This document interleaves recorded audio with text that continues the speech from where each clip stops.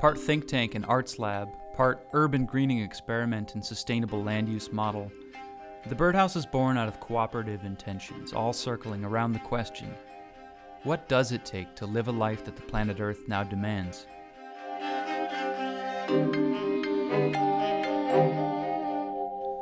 More than half the world's population now lives in unsustainable urban environments, where most of our resources come from distant places. And despite living so close together, urban people are suffering from disconnection, from the sources of their basic needs, from each other, and from the living earth. What can ordinary people do to reconnect?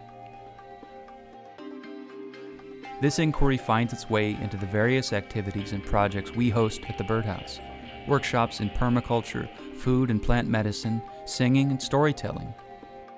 We're here to explore what keeps communities together and resilient, to share skills, knowledge, insights, and creative abilities, and to have fun doing it. Located in Los Angeles, the BirdHouse works collaboratively with like-minded organizations to pick and donate fruit, host intentional conversations, and provide environmental learning opportunities. The Band of Singers, our choir and songwriting workshop, brings song and storytelling to our canyon and the neighborhood elementary school, whose students come to the garden for field trips.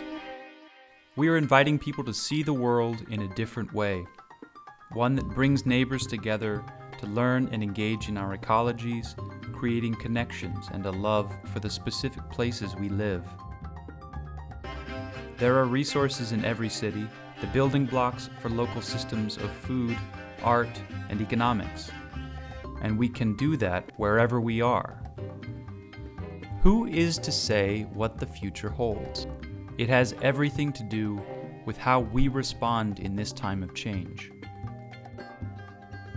The question is, how can we all learn to love the place where we live, to take care of it, and to take care of each other in the process?